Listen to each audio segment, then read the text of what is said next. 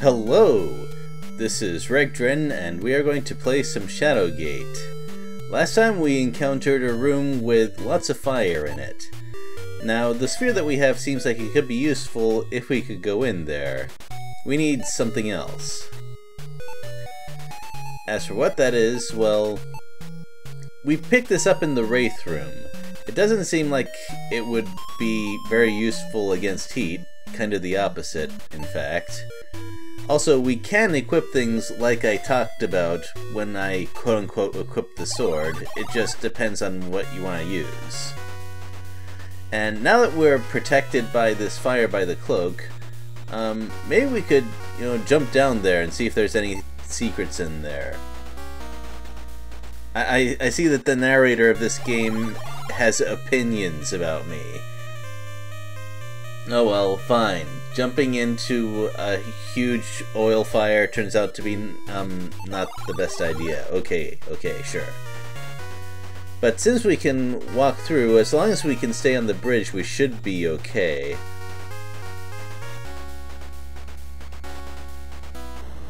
Oh.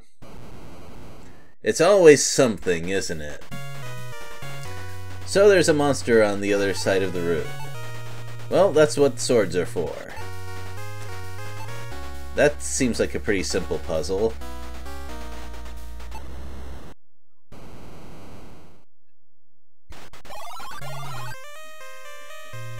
Like I said, it's always something. Well, I know, you've probably been saying use the sphere every time I run into something in this room. So let's stop playing around and actually use the obvious key item here.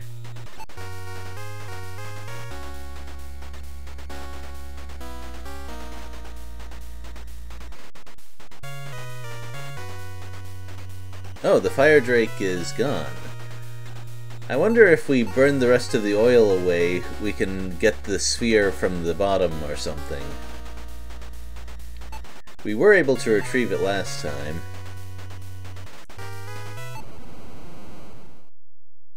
Oh. Never mind. I guess we have to leave the sphere there. It was worth a try. There's even more ways to die, technically, but we've done a lot in this room anyway. So let's quickly solve the puzzle. Yeah, if you use the sphere first and then open the door, the fire drake doesn't even show up. And now we have another bridge, which... okay, granted, it looks like a bit of a drop, but otherwise seems more friendly than the previous room, so... oh. Okay.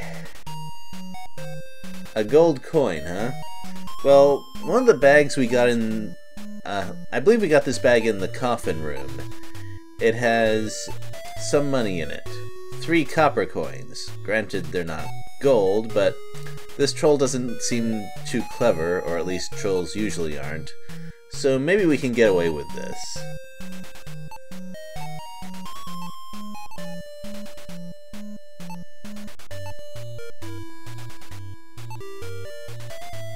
Okay, fine, we have 2 quote-unquote gold coins.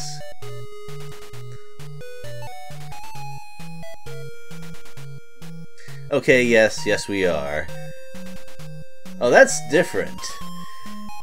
Usually, with a situation like this, the troll would try to push you off the bridge or something similar. Just picking up the entire thing out from under you, first of all, that's pretty impressive, and also it's creative. I have to give this troll some credit.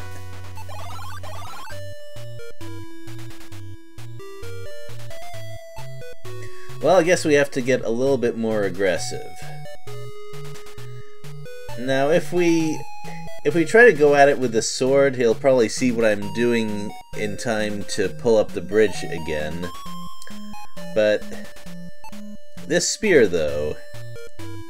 first of all, it's a really nasty-looking spear, or nice, depending on your perspective. But anyway, that'll probably do the trick.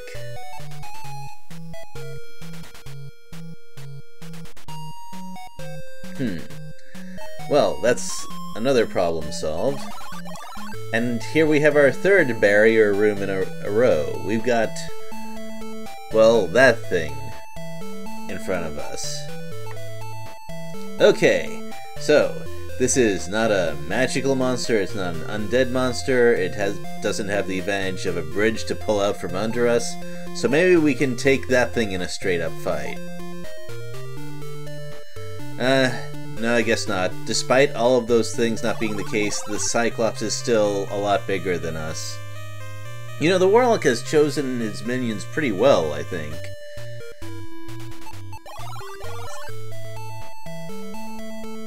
So far, all of them have been really dangerous and not always straightforward to deal with. But, you know, we do have this David and Goliath style tool here.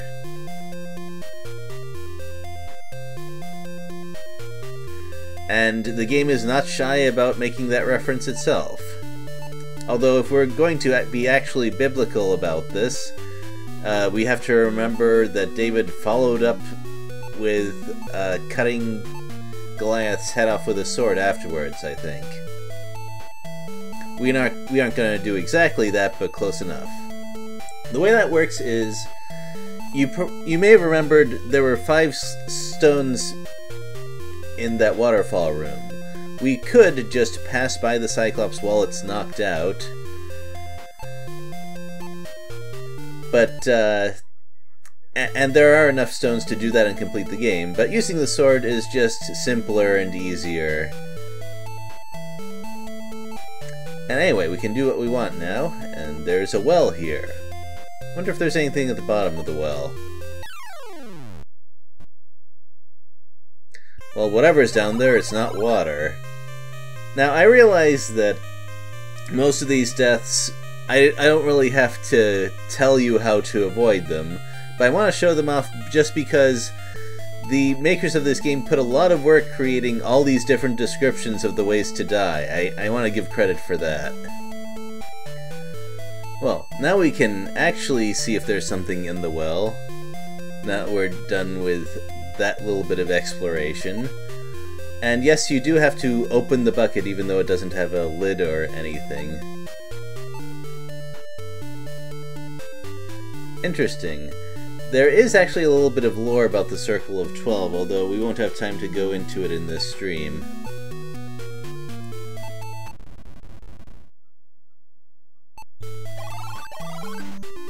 And now, after those 3 rooms in a row, we finally have some room to explore a little bit. Some multi-path stuff. I think that's when Shadowgate is at its best.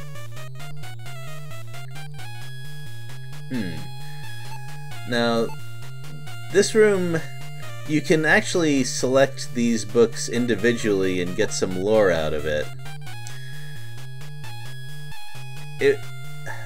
If you decide to play this game yourself, first of all, I suggest that you stop watching this series because giving away all of the puzzles of a puzzle game can take a little bit of the fun out. But also, if you decide to play this, take a look at all of the books in the upper left and middle left there, because there's some stuff. I mean, it's not amazing writing, but it's something, you know?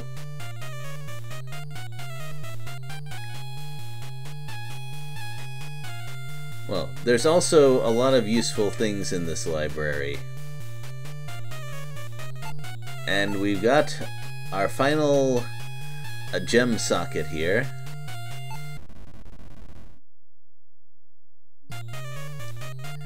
But before we go, we need to open all of the stuff here that can be opened.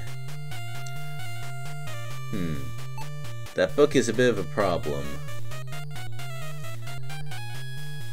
But this scroll isn't.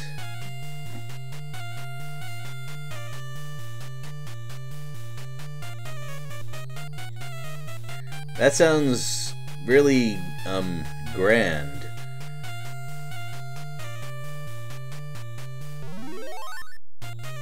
That sounds like the sort of spell a warlock might use.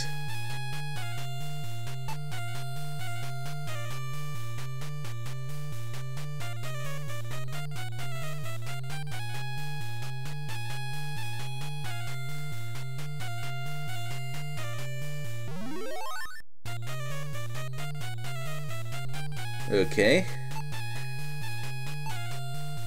Wait, we only have up to key 3 right now. Does that mean we missed one?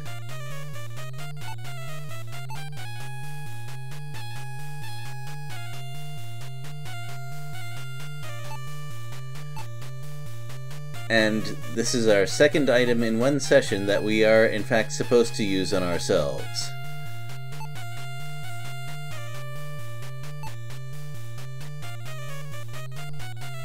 By the way, I just remembered, when you put on the cloak it says that it barely fits over your armor, so we actually are armored, it's just that with the things we're fighting it doesn't really matter.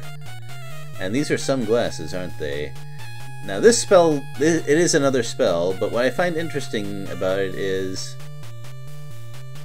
if you remember the text of the spell, there's actually a clue in here to a different puzzle than the one the spell itself solves later, and I think that's actually pretty neat.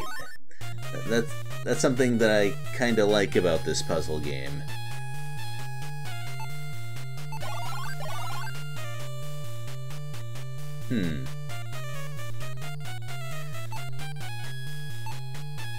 Well, we have a torch, so I guess there's something we can do with that.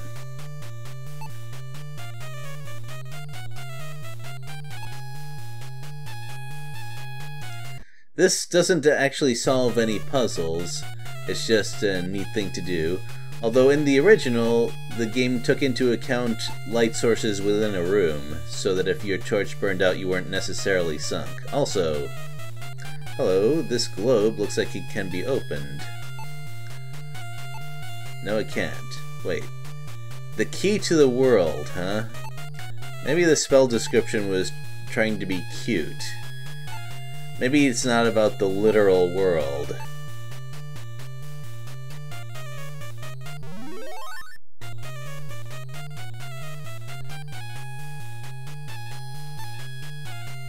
Okay, fine, I'll accept that kind of puzzle as well. And we got another key. We're still missing key 4, though. The game is clearly telling us to look for another one around here. And remember what I told you about strange bottles? Leave them alone. If you don't have a really good reason that you think it'll help, don't drink unknown stuff. Well, it's about time to wrap things up. But before we do that, I'd like to explore at least one more room, if only a little bit. Now this seems a little bit more sinister than that last room. Oh, this is a lab for performing experiments on creatures. And there's something in there. That thing has probably been through a lot. Maybe we should, let it go. I mean, maybe it'll be grateful or leave a puzzle piece or something. I don't know. Is that what they call them these days? Or maybe,